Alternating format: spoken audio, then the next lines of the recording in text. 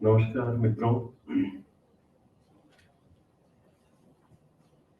देवल साहब के सानिध्य में समृद्ध मंच और आप सब साथी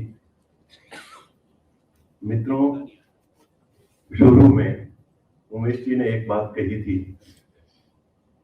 कि शायद रास भाई की बात को कोट करते हुए कहा था कि लोग कितने हैं ये महत्वपूर्ण नहीं है, लोग कौन है ये महत्वपूर्ण है। मैं इसमें एक बात और जोड़ना चाहता हूं। मैं कहता हूं कि आदमी ने क्या कहा, किसी ने क्या बोला, वो महत्वपूर्ण नहीं है। कहां से बोल रहे हो वो महत्वपूर्ण है कि आप किस प्लेटफॉर्म से बोल रहे हो। तो मैं इस कला अंकुर संस्थान को बधाई देता हूं कि वो इस तरह के एक आयोजन, जो साहित्य और संगीत का मिला जुला आयोजन जिन्होंने किया, और किस तरह से हमारी विधाओं को पास में नजदीक लाने का कोशिश की। मेरे लिए गोपाल मेरे हिस्से में आया। मित्रों, गोपाल मेरा बहुत पुराना मित्र है और मित्र के बारे में कहना बड़ा मुश्किल है, क्योंकि जितना मैं गोपाल को जानता हूं उससे कुछ ज्यादा आप जानते हैं। इसलिए मेरे लिए कहना ये बड़ी मुश्किल बात है। अच्छा, दूसरा मैं ये भी कहना चाहता हूं कि गोपाल की इस किताब के लिए, इस किताब में जो गजलें हैं गोपाल की, उनके उसके लिए मुझे जो कहना था वो मैं कह चुका हूं। पर मैं कुछ कुछ बिंदु आपके बीच में रखता हूं, कुछ ऐसी बातें, क्योंकि मेरा मानना है कि तीन चीजें होती हैं। यहाँ पे देवल साहब विराजे हैं। देवल साहब इस बात को मेरी इस बात को एंडोर्स करेंगे कि एक होता है किताब की भूमिका लिखना, एक होता है किताब की समीक्षा लिखना, और एक होता है उस किताब पर विमोचन के अवसर पर पत्र पढ़ना। जो उमेश जी ने त्रिय की बात कही थी, तो यहाँ पे भी तीन बातें मैं आपको बता रहा हूँ। भूमिका जो लेखक होता है वो ये बताना चाहता है कि इन कविताओं को कैसे पढ़ा जाए, इन कविताओं को किस तरह से पढ़ना चाहिए, किस दृष्टि को साथ में रह करके पढ़ना चाहिए। समीक्षक जो होता है वो वो जो रचना है, उस रचना की आज के समय में जो रचना है उनके बीच में वो कहाँ स्टैंड करती है, कहाँ खड़ी होती है। आज की जो समकालीन हिंदी गजल है उसमें ये गजल कहाँ पे खड़ी होती है, समीक्षक ये बात निकालता है। और जो पत्रवाचक होता है विमोचन के समय, वो पत्रवाचक सिर्फ गवाही देता है कि हाँ ये गजलें हैं। तो मैं गवाही देता हूं गोपाल की इन गजलों को कि ये गजलें हैं जो हिंदी गजल को ऊंचा बनाती हैं, बड़ा बनाती हैं। मित्रों, बहुत सारी बातें कही जा सकती है गजल को लेकर के और हिंदी गजल को लेकर के। मैं एक दो चीजें लेकर के आया। बात शुरू की थी शोभा जी ने, वियोगी होगा पहला कवि से। मैंने कहा वहां से बात आरंभ होगी तो बहुत लंबी चली जाएगी, क्योंकि मेरा ये मानना है कि वियोगी तुलसी बाबा कह गए वियोगी होगा पहला कवि, पर मुझे ये समझ में नहीं आता कि जब योग नहीं है तो वियोग कहां से होगा। तो पहला कवि तो प्रेमी होगा, पहला कवि तो योगी होगा, तभी तो वियोगी होगा। अगर योग नहीं है तो वियोग कहां से आएगा। तो हम वो जो चलता हूं मुहावरे से हट करके जो आदमी चीजों को अपनी तरह से पकड़ता है, गोपाल एक ऐसा नाम है। मित्रों, एक गोपाल के बीच में मैं कहता हूं कि मैं बार बार ये बात कहा करता हूं कि कवि के अंदर उसका व्यक्तित्व बोलता है। आप कविता में कभी झूठ नहीं बोल सकते और गजल में तो बिल्कुल नहीं बोल सकते। आप वो ही लिखते हैं जो आपका व्यक्तित्व है। और गोपाल का भी व्यक्तित्व, आप गोपाल की गजलें पढ़ोगे, गोपाल जितने सॉफ्ट स्पोकन है, जितने प्रेम इनके भीतर से उबलता हुआ दिखता है, जितना आत्मीयता से मिलते हैं, इनके शब्द भी उसी प्रेम से आते हैं। इनकी कविता में भी आप देखोगे, अगर ये चोट भी करेंगे तो वो ऐसे करेंगे जैसे कि मक्खन में छुरी चल रही हो। तो गोपाल जितने सॉफ्ट स्पोकन है, ये कविता में भी वही बात करेंगे और उनकी भाषा भी वही है, वैसी ही है।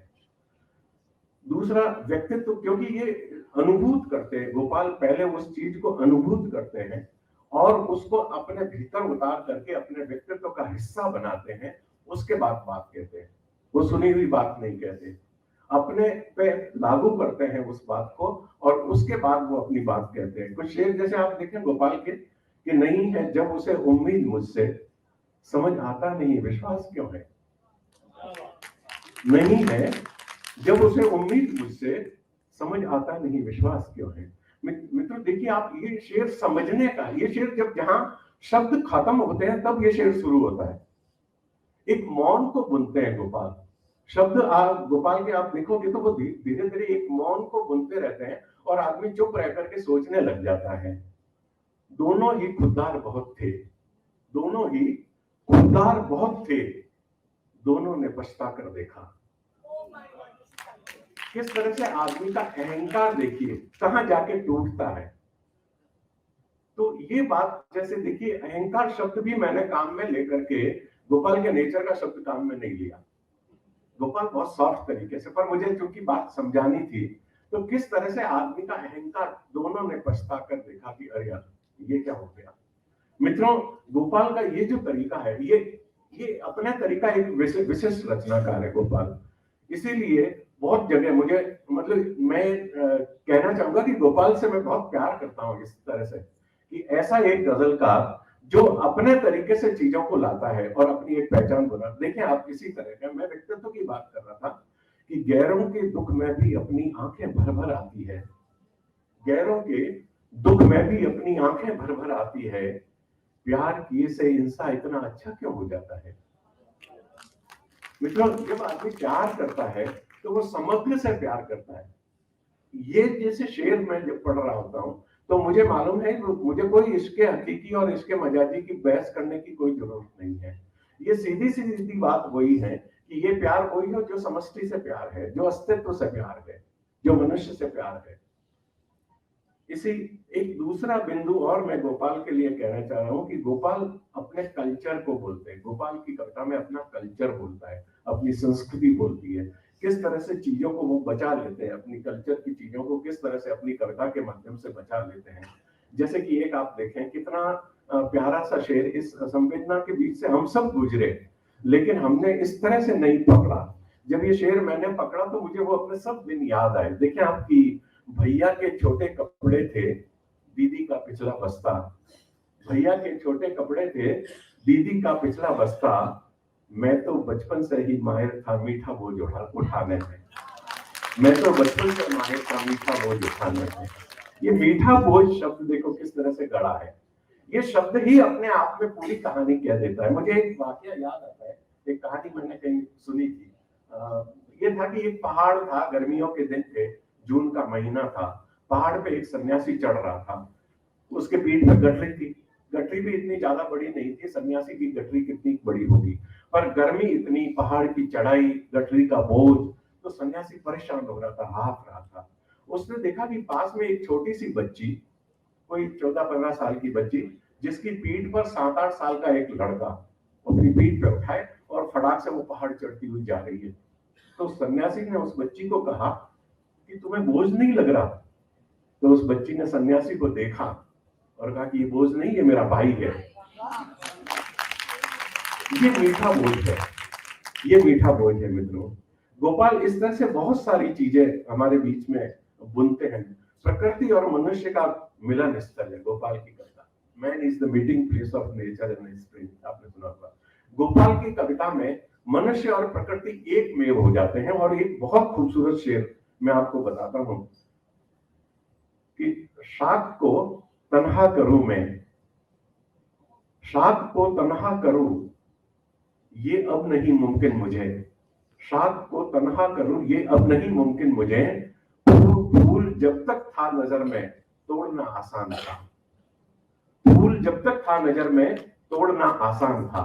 मित्रों, आप बात देखें, जब तक नजर फूल पे थी तब तक तोड़ना आसान था, लेकिन आप फूल को अगर गौर से देखें तो फूल उसी पूरे अस्तित्व का हिस्सा बन जाता है।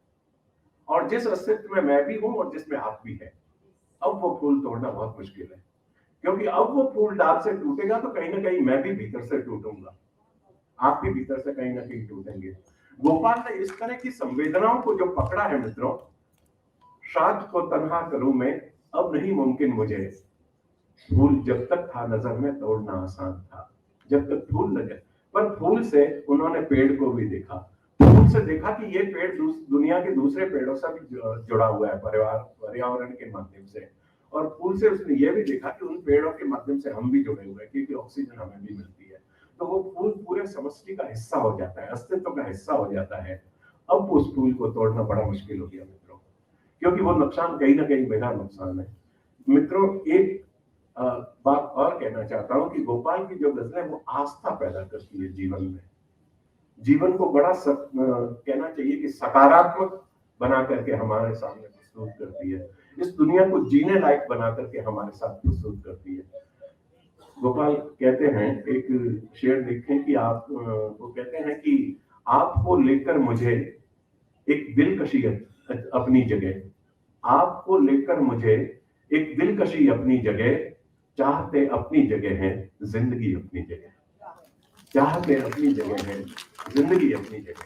मित्रों, गोपाल की कविता में आप एक्चुअली ये कहना चाहिए कि जहां पर शब्द मौन हो जाते हैं, कविता में हम क्या करते हैं, कविता में हम एक मौन को बुनते हैं, एक कहना चाहिए एक निशब्दता को बुनते हैं, लेकिन हमारी मुश्किल ये होती है कि हमें उस निशब्द को भी शब्द से ही बुनना पड़ता है। तो उस निशब्द को गोपाल किस तरह से बुनते हैं, जहां आकर के शब्द गौण हो जाता है, शब्द खत्म हो जाता है। आपको देखिए, म्यूजिक का ये संस्था, जिस संस्था से कार्यक्रम है वो संगीत की संस्था भी है। संगीत जब बजता है, अब खाली इंस्ट्रूमेंट बजता है, तो हम उसके साथ झूमने लग जाते हैं। वो झूमने इसलिए लगते हैं कि वहां पे कोई भी शब्द नहीं है, यानी कि विचार नहीं है। लेकिन हमको कविता में भी उस धरातल पर ले जाए कि वो विचार एकदम में संवेदना बन के हमारे भीतर आ जाए, क्योंकि जब तक विचार रहेगा तब तक तर्क रहेगा, और तर्क को तर्क से तोड़ा जा सकता है। मित्रों, इसीलिए गोपाल अपने शब्दों को निशब्द तक ले जाते हैं, अपनी कविता में निशब्द को बुनते हैं। वो कहते हैं कि लफ्ज में जो बयान हो जाए, लफ्ज में जो बयान हो जाए, जान लीजिए कि शायरी ही नहीं। जो लफ्जों में बयान हो गया फिर क्या शायरी, फिर तो वो विचार है, फिर तो भाषण है। मित्रों, एक शेर और इसी तरह का देखिए आप गोपाल का, वो कहते हैं कि अभी अल्फाज दिखते हैं गजल में, अभी अल्फाज दिखते हैं गजल के, उतरना है अभी गहराइयों में, अभी अल्फाज दिखते हैं गजल के, उतरना है अभी गहराइयों में। मित्रों, बहुत सारी बातें हैं जो आप गोपाल को अगर धीरे धीरे पढ़ें, क्योंकि गोपाल पढ़ने की मैं कहना चाहूँ कि ये जो खुशबू इनका संग्रह है, मैं ऋण चुकाती है नदी से गोपाल का साथी हूँ, और खूब सारे सुंदर बिंब मुझे याद भी है।